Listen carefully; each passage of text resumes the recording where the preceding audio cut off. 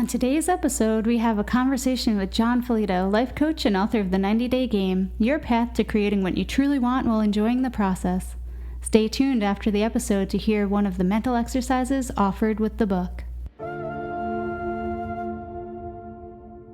Hi, and welcome to Worried About Nothing. Today we have a special guest in our studio. His name is John, and he's Danielle's dad. And we're going to talk about celebrating negativity. My name is Katya. I'm Danielle. And I'm John. Welcome, John, aka my dad. So it's a big topic for today. We're going to celebrate the negativity. Once you hear the word negativity, you don't want any of that in your life. That's the typical reaction. But John has a different idea about it. You know, one of the things that I like to get across to people is that there's a tendency for us to look at things as good and bad, or I'm right and you're wrong, and all this sort of either or thinking. And I'd rather break all of that down and see value in everything because it's part of life experience. So we want to have that kind of perspective. In the game book that I put forward, I begin it by saying the only difference between a fabulous life and something less than a fabulous life is one of perspective and one of attitude. And when you understand this, you'll recognize that you're already living your fabulous life. So I kind of begin with the book that way and end with it that way. And hopefully by the time people hear it at the end, they understand what I'm talking about. A lot of it has to do with perspective and attitude. And so celebrating negativity is an invitation to recognize that there are going to be times where we have these so-called negative emotions or so-called negative thoughts, but they're not inherently negative. They're often the meaning we're assigning to them, and they have some other value, which we'll talk about. But before going into too much of a monologue, having said that, I'll say a quotation from a man by the name of Henry Weisinger. He wrote a book called Emotional Intelligence at Work. And one of the things he said in the book that grabbed my attention, and I haven't seen it quoted anywhere else, so I was surprised it grabbed my attention. I thought it was a significant point that he made. He said, it's the meaning we assign to the events and people in our lives that affect us for good or ill, not the events or people themselves. So that's a core principle that I work with in my work. It's an appraisal principle, and it gives us some pause to think a bit when we say, well, you know, this reaction I'm having or this thing that I'm labeling as negative, maybe I should just pause a moment and see what's the meaning that I'm assigning to it, and is there an opportunity to assign a different meaning? So don't want to throw too much at you all at once, but those are a couple of the points, and then maybe we could play with, you know, anything that comes to mind and what we might see as or label as negative and see it as valuable information. So that's interesting. So you would work with the thought and then just see where does the thought come from, right? It's always a lot easier with examples. Mm-hmm. And I guess there's one particular distinction also that people don't often recognize. There's a difference between thoughts and emotions. And the way that I like to put this is that thoughts are always informing us. That is, our inner dialogue and our thinking is always informing us of beliefs that we're carrying at any given moment. If you really become a student of observing your thoughts, you could easily recognize that every thought is supported by some kind of belief. So that can be very informative when you recognize, well, what am I believing in the situation? That could be helpful. With emotions, they come up spontaneously, just like thoughts.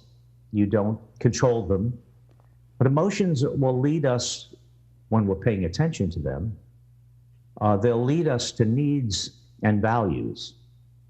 And so every emotion is going to hold some sort of recognition of a need that's being met or not being met, or a value that's being honored or dishonored. So there's different ways. I refer to it as how the soul communicates with us. The soul communicates with us through thought and emotion. And all of it is valuable guidance information. So in this way, we're empowered to acknowledge that all of it has value. And it's our job to look at what's going on and aim to assign meanings that are useful, that align with what it is that we want to create in our lives. So there's a couple of concepts there. So when you receive some guidance from your soul through thoughts or emotions, what would you do with this guidance? I aim to help people focus on creating meaningful intentions that are filled with a passion, at least a purpose, if not a passion, that are love-based. Passion, purpose, love, and benefits for all is kind of what I say. It's a kind of a richer context of intentions rather than just setting goals, because goals don't always have that love-based, value-based kind of orientation. So when an emotion comes up and you're holding an intention, you could then ask the question, how does this feeling inform me about that? And how can I look at it in a way where I can align it in harmony with what I want to create? So it's very conceptual at this point, and it'll be good to play with some examples. I'll kind of kick it off with one that comes to mind, and this is to do with, let's say, discomfort. Thinking about a particular client, and I'm kind of aligning it with my own experience. I've been a private pilot all of my life, and I had a 10-year gap from being in an airplane. And when I got back into the idea of refreshing, getting the rust off, it was very uncomfortable to realize that I had a lot to remember and I had a lot of skills to sharpen. So there was a lot of discomfort and anxiety around it. And here's something that I believe I really want to do, but the evening before and the morning before I got out to the airport, I was very uncomfortable. And I found my physiology demonstrating this because I was peeing very often, more than I drank. So there was a lot of anxiety. So one might say that that's a negative experience, that discomfort. And then you ask yourself, well, is it really a negative experience? Or is it simply an experience that I'm having that I need to get comfortable with being uncomfortable? I like to encourage people to start getting comfortable with being uncomfortable so that they're able to continue on whatever chosen course, they've selected for themselves. And this happens all the time in my coaching practice, that people sometimes say, gee, I don't really know if I want to do this. I'm very nervous about it and so forth. I had a number of clients recently where that was the case. So getting comfortable with being uncomfortable, if we don't consider that, we might just move away or give up our opportunities. And so in this instance and many other instances, discomfort shows itself as an opportunity to continue to learn and grow. There's always contrast between the two, right? Being comfortable is something that we want to be. Being uncomfortable is something we don't want to be, right? So we aim to see, if we just said, I want to go back to comfort, we may give up a lot of opportunity to continue to grow and to learn. So I guess that's maybe one example of what I'm aiming to get across. And I welcome your feedback or other thoughts on it. For me, if there's something I don't want to do, there's lots of thoughts, and I try to do a lot of procrastination. So I would say, oh, right now I need to do this, or this is more important. I would find myself some tasks that are not really important, but I would make them important because I don't want to do. There's some discomfort, as you said, in pushing forward, because you really have to push through it, and it's going through the discomfort itself. So that's something normally happens with me, and it's important to recognize that and just say, hey, no, just push it away. You got to focus on the task. You have to do it. If it has meaning for you, if it's an intention that's filled with some sense of purpose and love and value for yourself and others, then it's worth pursuing. Having said that, though, I do suggest to my clients, allow yourself to feel what you're feeling. If there's something that you really don't want to do, you shouldn't force yourself, to do it either. So there's a lot of, internal reflection. Is this meaningful enough to me? Sometimes it is. Sometimes people will say, I just rather not, and after I put this forward, maybe I really don't have enough sense of purpose or passion with it. And perhaps there's something else, another opportunity that's I'm being led to. So sometimes we push and force our way through, and we even accomplish a so-called goal, and then we're not as pleased as we thought we'd be. So that's where I kind of make distinctions between goals and intentions, because sometimes our goals are so focused on an end game and on tomorrow that we struggle our way through, and then we get there and we say, that's not really what I wanted at all. In the example of procrastination, you may very well know you're procrastinating. If you're someone that pays attention to, in touch with your emotions and thoughts, you may very well know you're procrastinating, and you want to recognize that you're carrying a belief that doing busy work is a strategy I'm using to avoid something else, particularly the discomfort in this instance.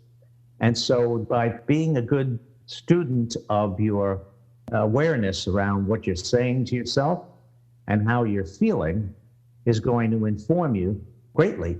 And so the more we can uncover beliefs that are limiting us from the opportunities of what we want to experience, the better. When we pay attention to that and practice getting comfortable with being uncomfortable, we might continue to pursue those things that really matter to us. And if they don't really matter to us, there's no point in shooting ourselves around, I should be doing this. Then you're into a judgment around it. So if you have a certain belief, then you can't just change in one go, right? You probably had this belief since you were born, so that's probably something quite difficult to change. Yes, it could be, and it's a question of really how strong a drive you have to accomplish what you want to accomplish. Mm-hmm. Another strategy, which is very helpful, I say to people and my clients and my game players, do the right thing. And the right is with a W, not with an R. Do the right thing. Writing is very effective in getting a greater awareness of your beliefs. So if you recognize you're procrastinating, as an example, you may say, just wait a minute. Let me just write down spontaneously how I'm feeling and what I'm saying to myself.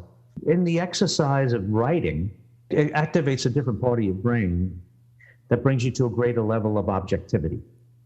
It takes some of the emotion out of it, and therefore allows you to really get more objective and very clear on, I'm recognizing the beliefs here now. And you can notice them in aspects of childhood and early life experiences, and that leads you to another opportunity to get beyond those limitations. I have an example of that in the game book. I thought maybe I would prefer to get a little more interactive, and maybe I'll go back to that example. But I want to leave room for some feedback and thoughts and conversation, and differing opinions is welcome as well. Any thoughts on your end there, Danielle?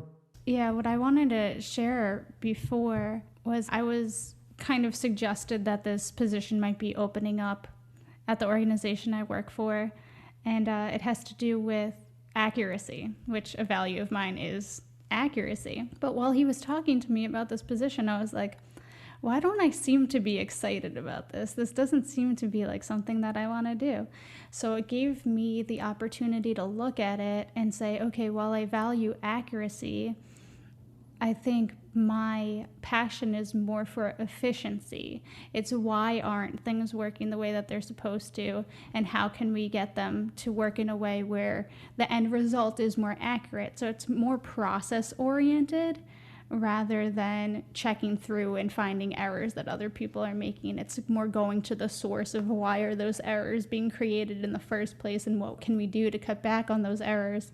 And the way that I'm viewing the position, at least that's being spoken about, isn't in alignment with that. And I think that that's why it's not something that I'm jumping at doing, but it gave me the opportunity to recognize that that's not necessarily where my passion is, where if this opportunity and this conversation didn't come up, I might not have realized that and thought, oh, if a spot opens up on that team, it's something I'd be really interested in.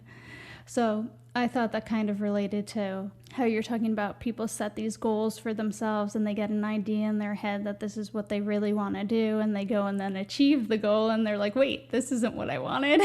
Because they kind of stick to the goal regardless of the types of feedback they might be getting.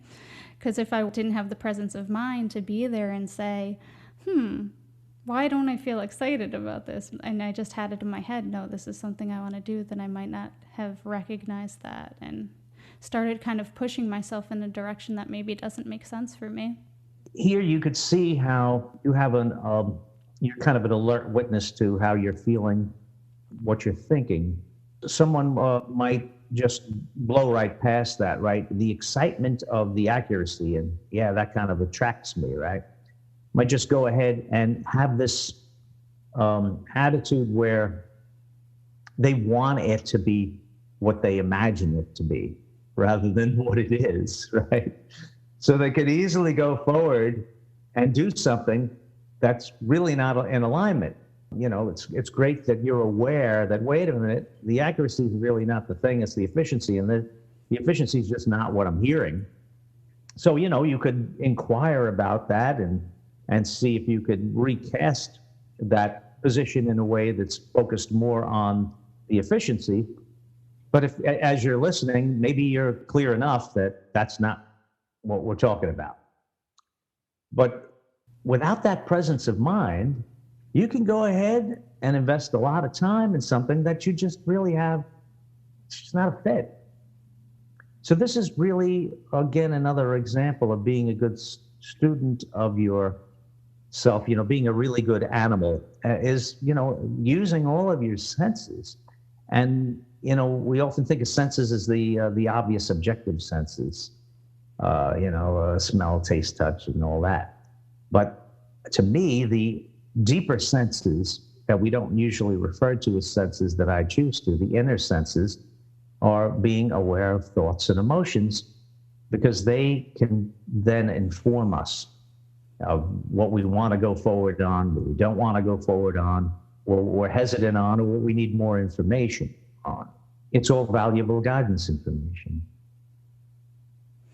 Yeah, and that's where I find myself now, is the needing more information, because I'm like, well, this is what the job seems like right now. This is what I would want it to be. So I'm grateful for the awareness of what I'm actually looking for, because that opens me up to actually be able to ask those questions and say, will this position allow me to do what I'd like to do, or is it strictly, you know, audits and just looking at the errors themselves and not digging into the cause, which is what I want to do.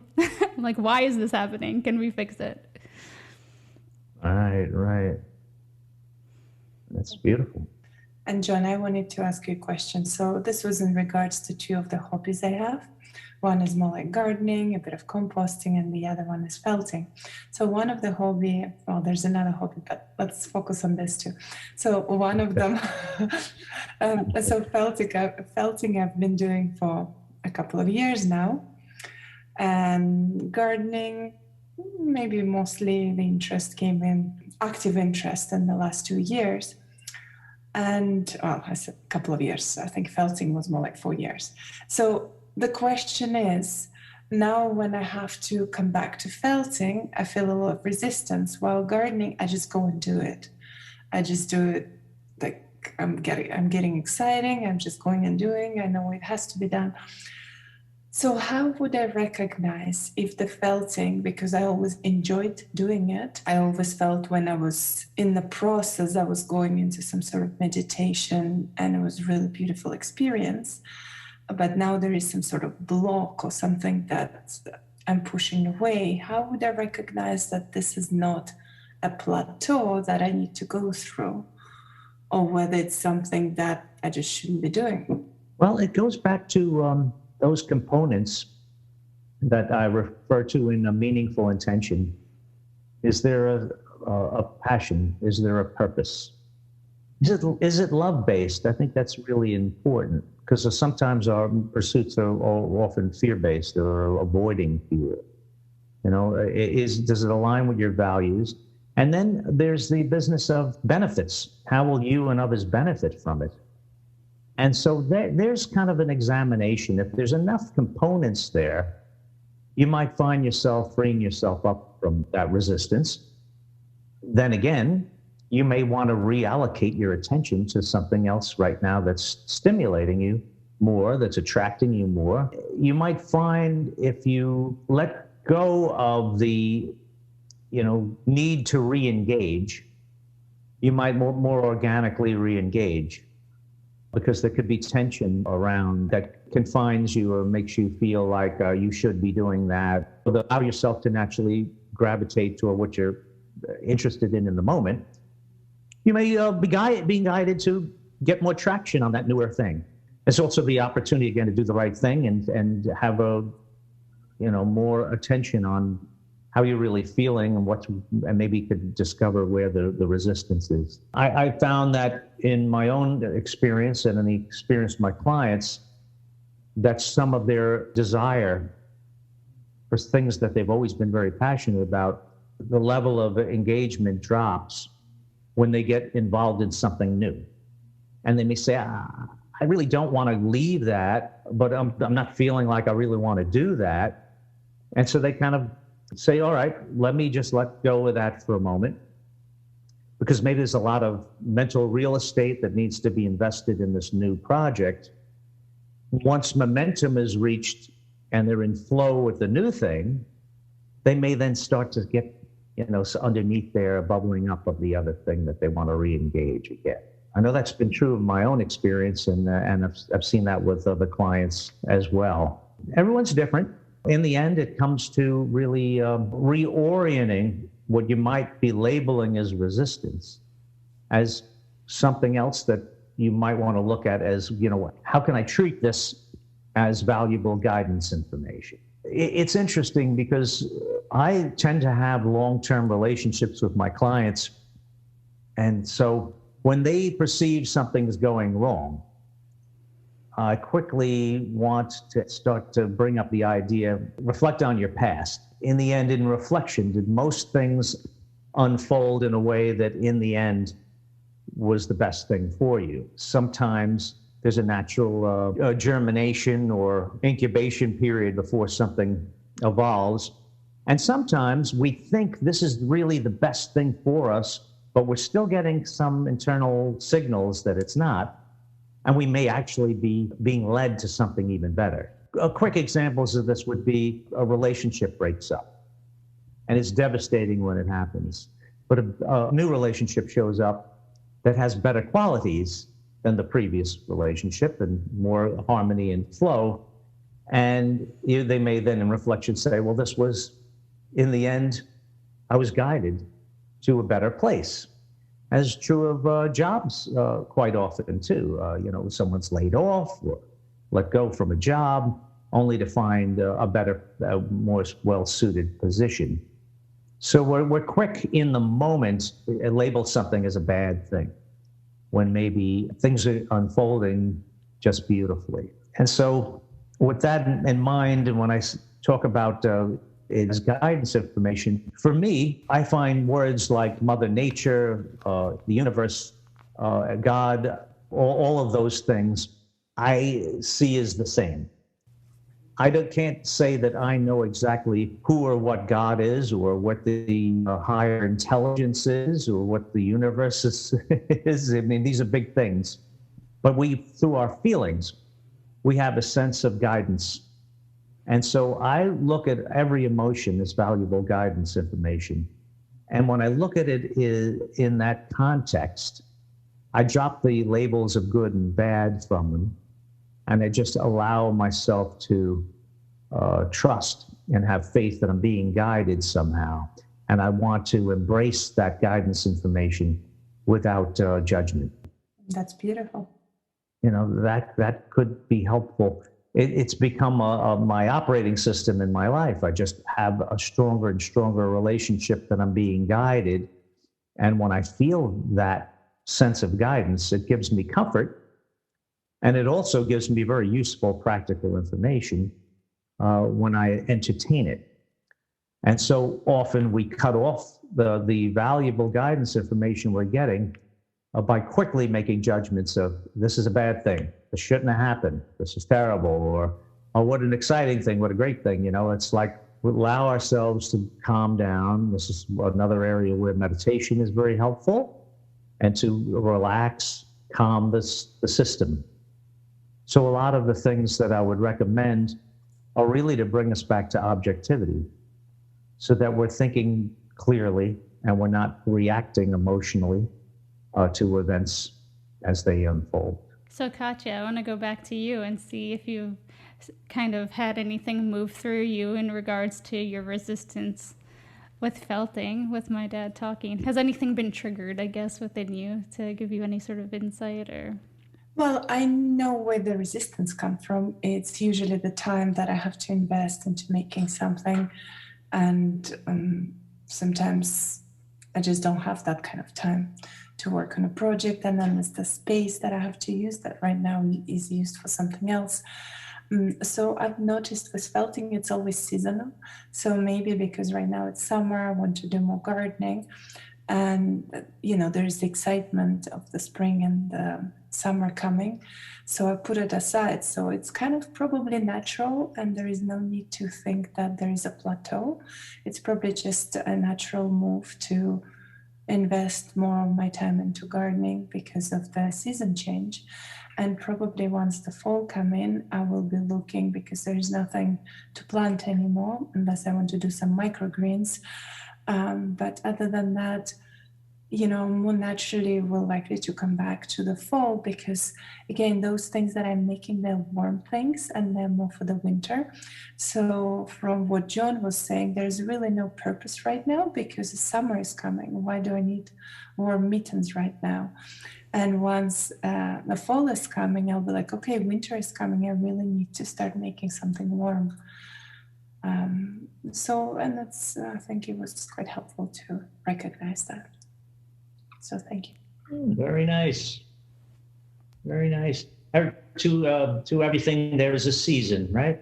I'd like to share the Guest House, Rumi's poem, The Guest House. And maybe if you've heard, your listeners have heard it before, maybe they could hear it maybe in a different context today. So if I may just share this poem, which is a poem that I appreciate a great deal. Most poetry I don't understand. It's kind of like some of the jokes they have in New York, in the New Yorker magazine that you're supposed to understand and laugh at, but I have no idea what they're talking about. But this poem is meaningful to me. So it's The Guest House by Rumi. And it says, this being human is a guest house. Every morning, a new arrival, a joy, a depression, a meanness, some momentary awareness comes as an unexpected visitor. Welcome and entertain them all. Even if they're a crowd of sorrows who violently sweep your house empty of its furniture, still treat each guest honorably. He may be clearing you out for some new delight. The dark thought, the shame, the malice, meet them at the door laughing and invite them in. Be grateful for whatever comes, because each has been sent as a guide from beyond. So this poem kind of encapsulates to a great degree the spirit and attitude of welcoming everything as guidance information, not quickly labeling or judging things, but actually welcoming it all. I think it also the principle of acceptance. We don't control things. Sometimes things happen that are not, we don't view them as favorable, but what can we do? But is it worth it to be aggravated over it? There's one particular part of the poem that's very interesting to both Danielle and I. Well, I find it interesting, maybe Danielle too, is when it says, even a crowd of sorrows who violently sweep your house empty of furniture. I'm reminded of the whole house fire that we had when our house burned down. And that was a, really interesting experience to go through. But today we live in a nicer home, but we walked away without any pain and suffering physically. We walked out healthy. And it made us realize just how little the stuff mattered to us and how much we mattered to each other more. So, one might say, oh, what a terrible thing, the house, you having your house burned down. But in reflection, there's a lot of value in the experience. So I kind of, when I read that part about violently sweeping your house empty of its furniture, we have some direct experience there. So I like looking at, breaking this poem down into pieces and looking at it more closely. And we could see, for example, a joy, a depression, meanness, some momentary awareness comes as an unexpected visitor. Yeah, it often does come unexpected, but our aim is first to observe it, not judge it, and not label it or fight it or flee from it. Then we can appraise it and seek the value and from within it, and respond to what's going on productively and in a highly beneficial way. So that's a little piece of that, and I don't know if anything's triggered for you from the poem, or if it helps clarify a little bit of the point I'm making here for us to welcome everything and see all the so-called negative as valuable guidance information, be it emotions or thoughts. I know that I can share something that I'm kind of struggling with right now is this connectivity issue I'm having on my end, since my computer is the one that's recording this. And it seems like you guys are having no issues, but I keep getting kind of like where it'll get all robotic sounding and then it'll cut off and then speed up, all those sorts of things. And I'm having a hard time welcoming that. So here in real time, you're having the opportunity to take on the challenge. I'm like, how can I appraise this as valuable guidance information? Well, maybe that frustration piece that I was dealing with in the art class, and I was like, oh, I'm doing a pretty good job with this. I felt like recently not as frustrated. I'm like, okay, clearly there's still some frustration within me because it's being triggered by this. So, and probably also playing with my perfectionistic tendencies. You're I guess the second guest we had on, if we're going to count our Dress Your Truth podcast with Kasri. So it's like, oh, I want it to be good. It can be a good example for, when we have other guests on, and we can kind of send them this one and say, this is kind of how it goes when we have people on and stuff like that. And then I'm like, not necessarily meeting my expectations. Well, that's it, right? We do get caught up on expectations sometimes, don't we? Things, the way we think things are supposed to unfold and the way they unfold. So there's some value in that. There's also the struggling. You bring up struggling, and I love to talk about struggling versus effort, because so many people struggle their way through things. For example, you put in a good day, right, of work. It could be a lot of effort. It could really be a lot of work. But there's something satisfying that the effort produced something. Where struggling doesn't really offer you the same kind of value. Often when you struggle for something, the best thing you can do is just pause and come back fresh. Of course, in a recording here now, you can't necessarily do that unless you want to pause each time and readdress that which was glitched, which leaves an opportunity for whoever's doing the editing to have more work, which may be perceived as more struggling. But these are all, things that happen. And how we respond to them is really part of the value. So we might say that in your experience, part of the value people may get from this podcast is the recognition that there are glitches that occur in life in real time. What do we do with that? Do we get upset with it? Do we reach acceptance with it?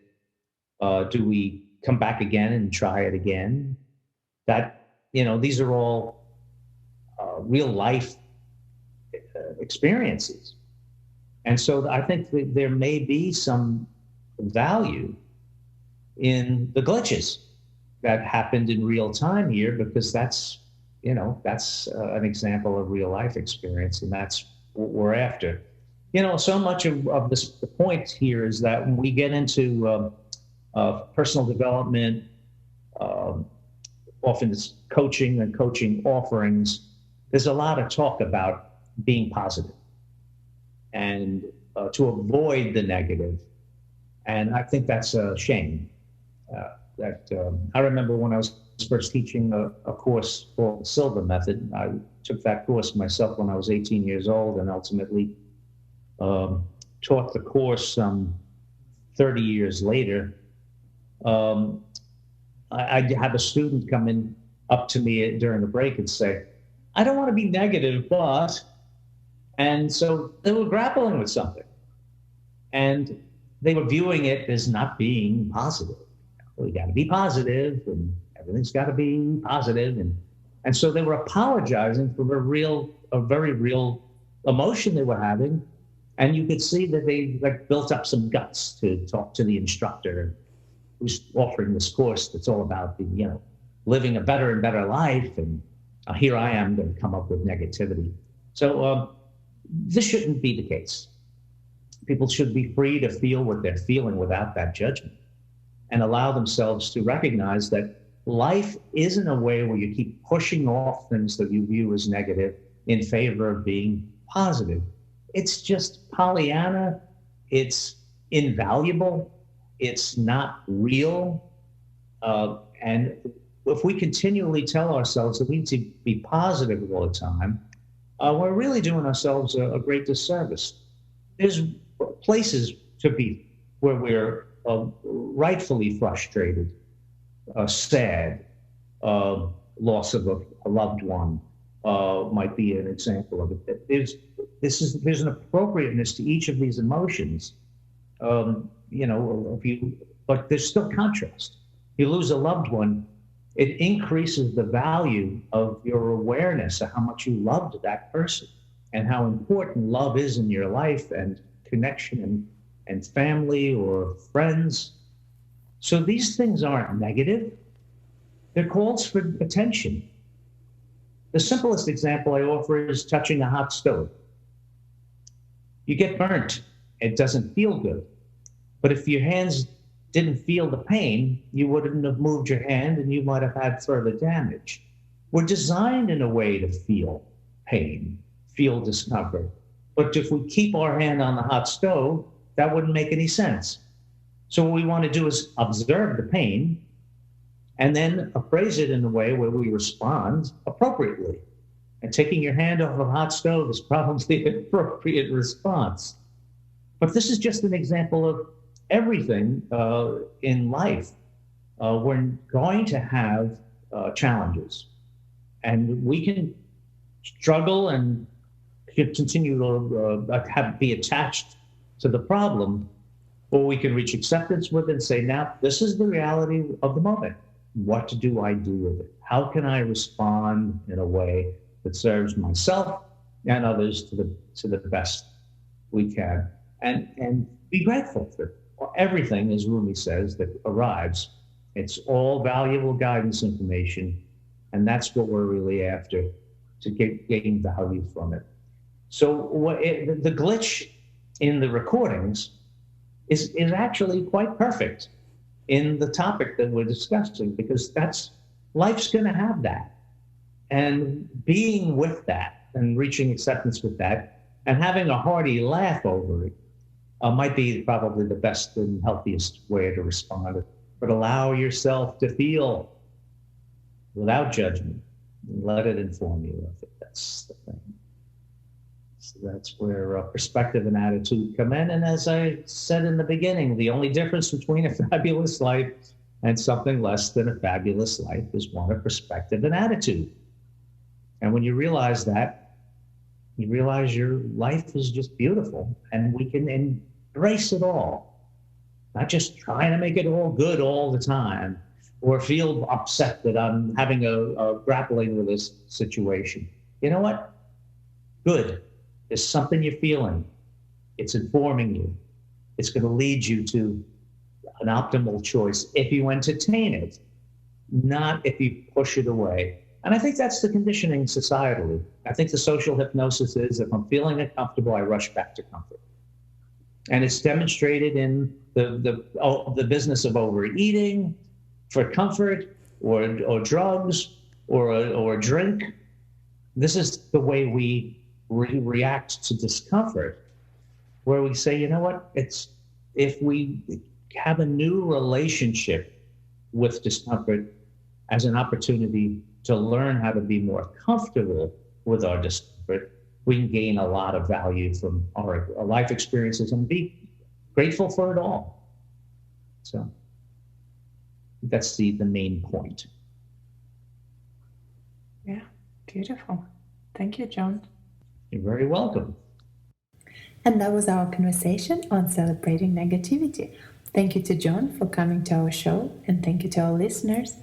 Hopefully you enjoyed today's episode. Please like us, subscribe, and hit that bell button. And until the next time, bye.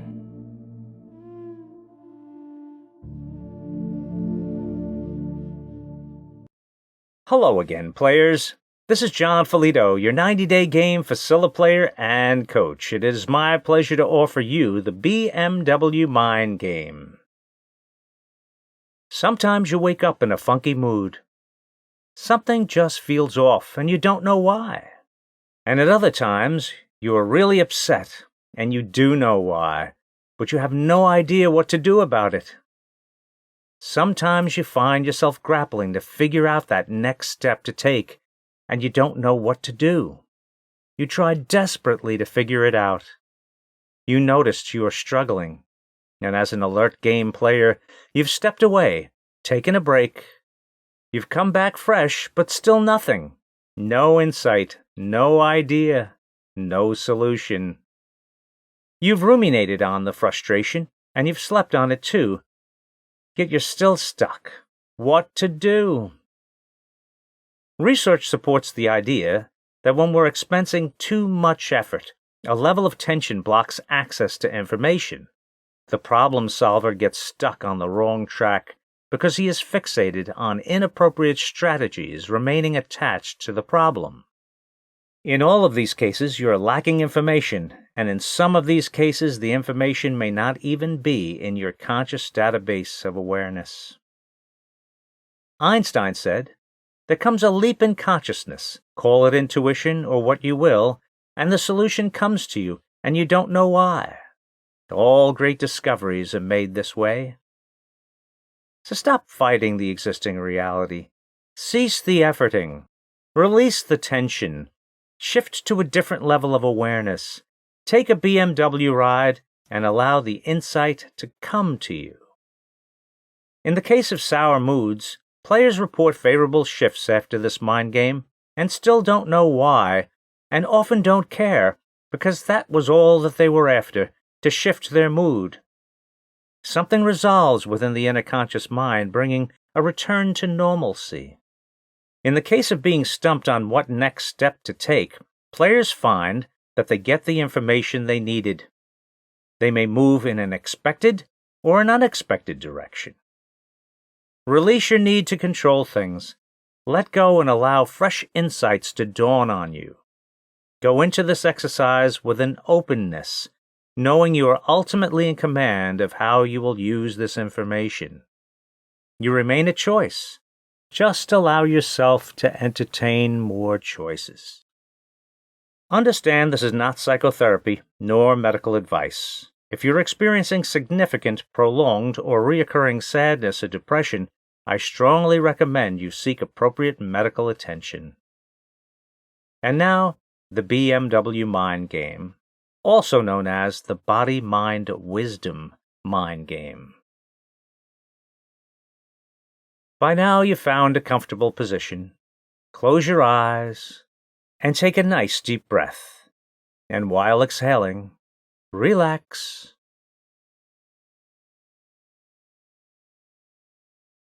Take another deep breath. And while exhaling, blow all the air out of your lungs. Then allow the air back into your lungs, in from the belly and out of your mouth. Continue to occasionally take nice deep belly breaths and go deeper and deeper as we continue. To help you enter a deeper, healthier level of mind, I'm going to count from 10 to 1. On each descending number, you will feel yourself going deeper, and you will enter a deeper, healthier level of mind. 10, 9, feel going deeper.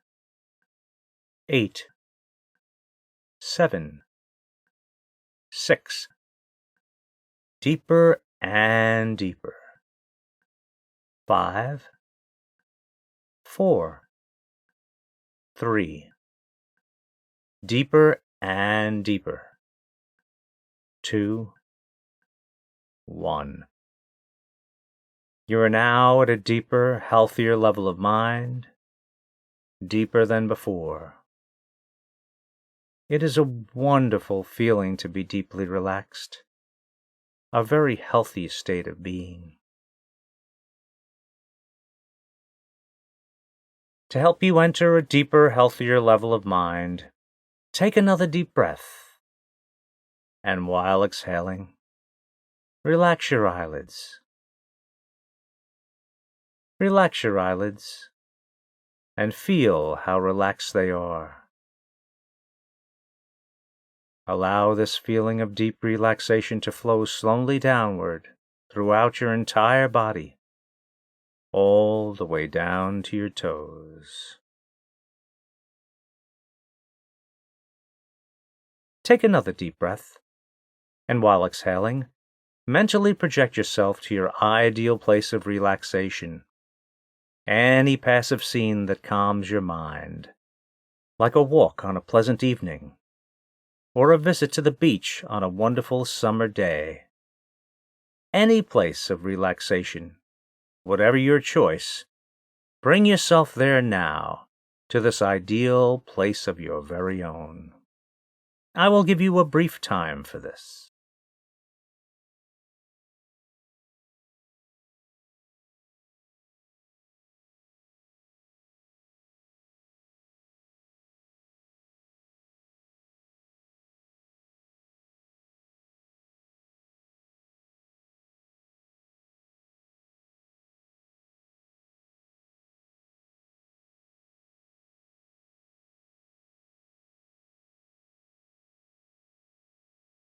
Take another deep breath, and while exhaling, enter a deeper, healthier level of mind.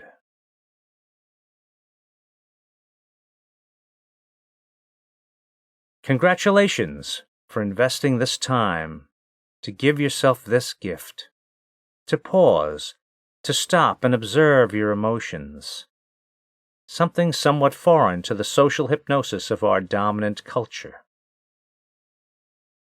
Now direct your attention to your body. As you direct your attention to your body, notice where there may be tension present.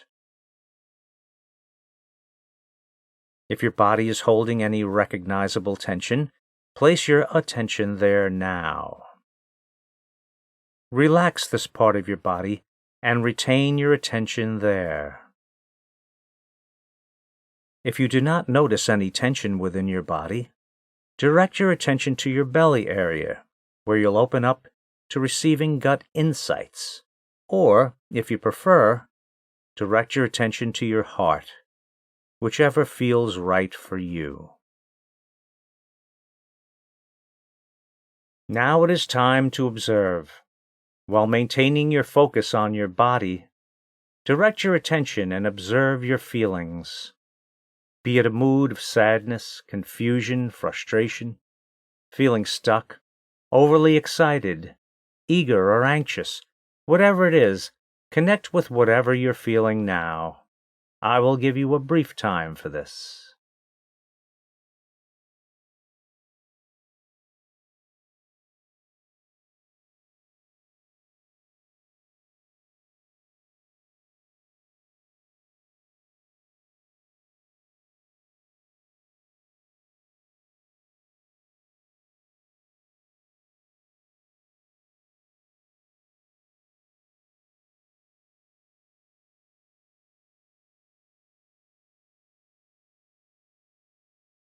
Now it is time to appraise. Let go of the quote-unquote negative label you've assigned to this mood or feeling, and simply reappraise it. Reappraise it as a divine call for attention. Recognize that you have assigned the meaning to this mood or emotion. Reappraise it as a body-mind-wisdom opportunity that holds the valuable guidance information you are seeking. We were given a full range of emotions for good reason. This is not a design flaw by God or Mother Nature. Like the nerves in our hand alert us to move our hand from a hot stove, our emotions serve as an alert system. They are a call for our attention to make us aware of needs we intend to meet and values we choose to honor. So let go of the label and focus now on the raw emotion, an unnamed raw emotion. Your emotions hold great wisdom. Avoid the temptation to analyze. Shift from intellectual thinking to the body-mind thinking, a different way of thinking. Rather than the intellect, utilize your body as the intuitive antenna it is. Allow this emotion to speak to you by simply giving it attention. Rather than fighting it or fleeing from it, allow the discomfort to express itself.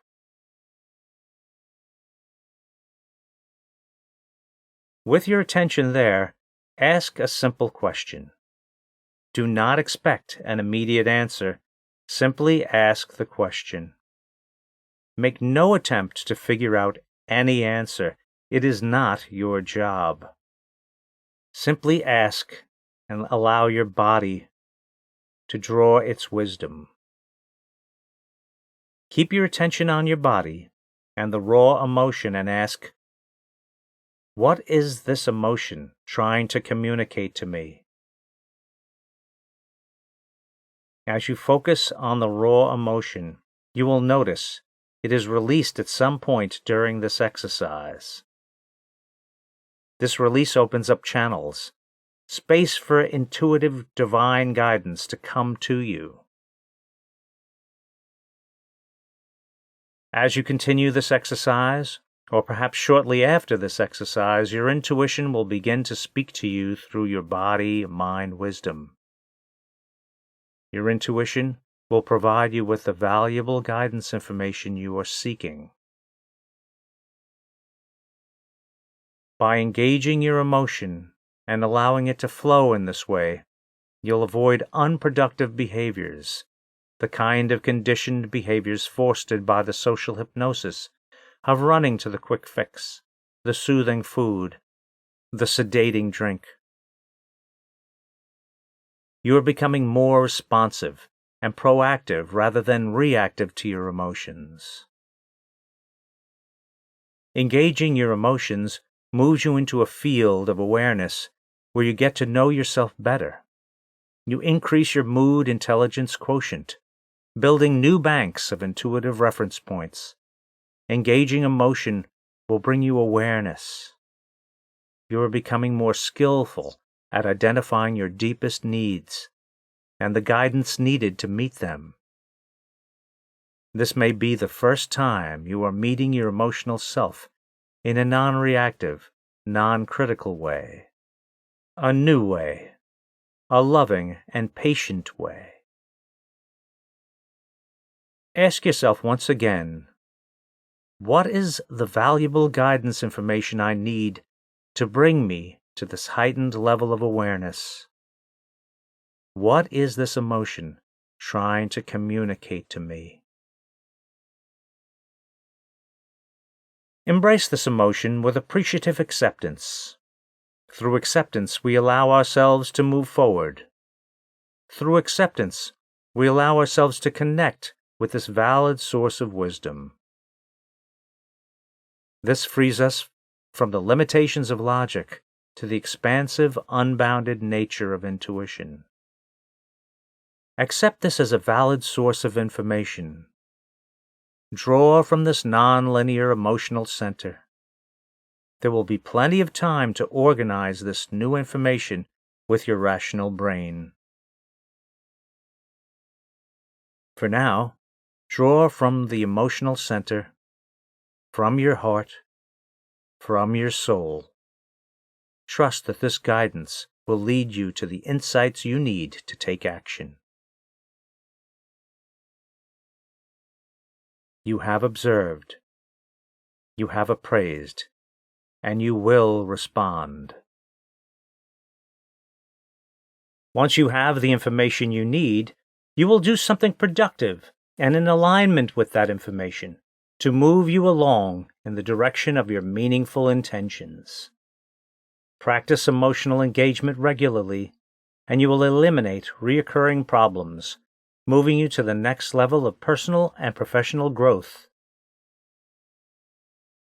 Through the sacred gift of your imagination, mentally project yourself to a place where you have received all of the information you need. Think about what you are doing, who you are with, what your surroundings look like. Feel the joy of these lighter emotions, the joy of connecting to these lighter emotions. What do they feel like? Allow yourself to experience these lighter emotions. Run mental movies, including all the 5 physical senses, and engage this rich feeling of emotion. See it and feel it as a present experience. Again, what are you doing? Who are you with? And what do your surroundings look like? How does it feel? I will give you time for this.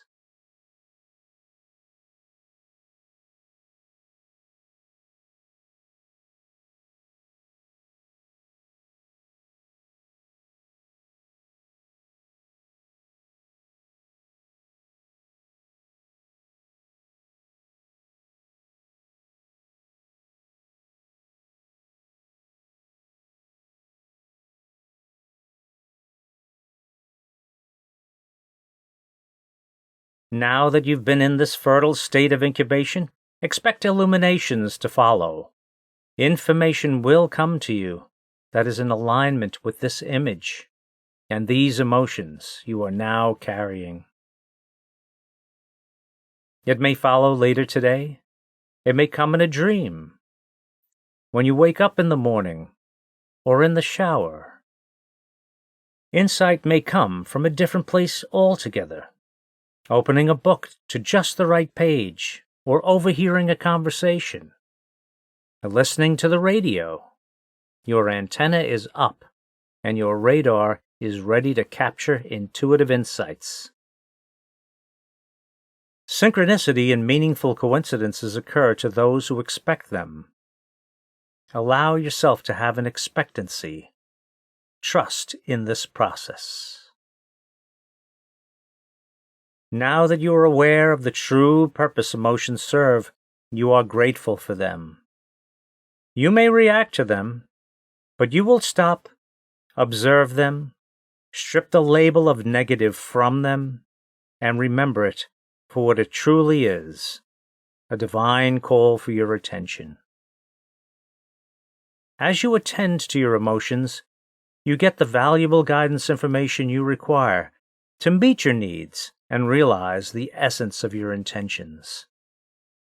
You will continue to embrace and experience your full range of emotion, drawing from your inner wisdom as it lovingly guides you, and your attention to the insights and information, always there, always available, continually enriching your experience and the quality of your fabulous life. In a moment, I am going to count from 1 to 5. At the count of 5, you will open your eyes. You'll be wide awake, feeling fine and in perfect health, feeling better than before, feeling the way you feel when you've had the right amount of revitalizing, refreshing, relaxing, healthy sleep. 1, 2, coming out slowly now. 3.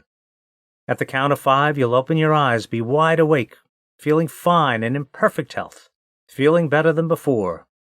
4, 5. Eyes open, wide awake, feeling fine and in perfect health, feeling better than before.